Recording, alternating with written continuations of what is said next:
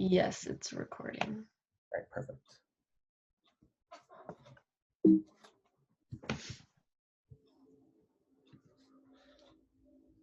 Throughout my life, I've used religion as a scapegoat to avoid taking responsibility for the events that would happen in my life. I would always place the blame upon God when either good or bad events would happen in my life and avoid taking responsibility for myself or that I would be the cause of what would happen. The definitive first steps in becoming a more effective person revolve around a mindset change that puts you in charge of your own life and no one else. And in my case, is taking life outside of God's hands and into my very own. This past semester and The 7 Habits of Highly Effective People by Stephen Covey have both taught me not only very applicable communication skills for developing healthy relationships, but also made a positive impact on my life. Not only having made an impact on myself, but I hope that through my presentation and through talking about habits 1 and 2 and my personal mission statement, that it'll positively impact you as well. During this speech, I will be analyzing both habits 1 and 2 from the book and talking about how they were able to impact the creation of my personal mission statement. Throughout, habit 1 states to be proactive and take responsibility for our lives. The author argues that what matters most is how we respond to what we experience in life. Life is unpredictable, and we cannot control everything that happens. However, we can control how we respond to it and how we're able to use those unpredictable events and interpret them ourselves. According to Glenn Gaher, optimism is a key ingredient in a college student's success. There is a common myth that a person's success in high school determines their success in college.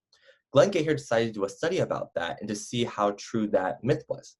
And he found out that a high school student's GPA accounts for approximately 9% of the variability of a college student's GPA. This small variability and this percentage shows how there is not much influence of a high school GPA to a college student's GPA. And it shows how a mindset change from high school to college can positively influence a college student's college experience. It shows how they are able to have the power and how they're able to have the initiative to have their own positive college experience without it being influenced by their past. However, people can take this habit in the wrong way and abuse it in order to place themselves above others.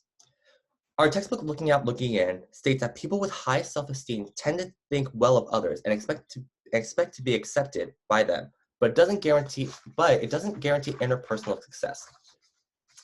Like, because of this state of arrogance and this state of placing yourself above others, this is one of the negative ways that you can negatively interpret habit 1. Habit 1 is the first step in becoming a more effective person, and habit 2 is a mentality-based habit as well. The next habit is to begin with the end in mind, meaning that you must have a clear idea on the type of person you want to be after developing these habits.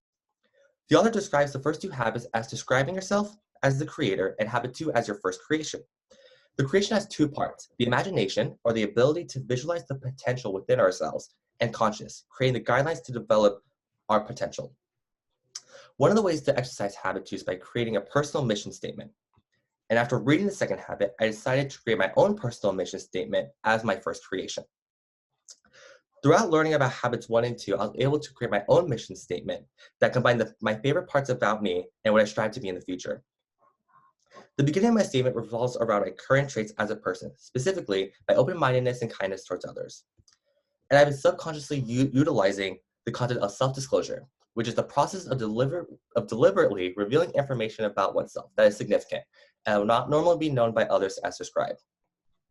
Both my positive personality and my self-disclosure are positive traits about myself that I include in my personal mission statement, because they are not only true to myself, but I also believe that they are beneficial in developing relationships in the present and in the future.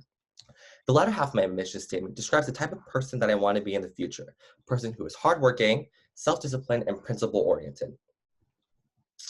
In conclusion, I've been able to develop a personal plan for self-improvement through my personal mission statement, and by having a clear goal of the person that I strive to be. I've been able to take traits of my past, present, and my future selves into one holistic mission statement to be able to create the ideal type of person that I strive to be in the future.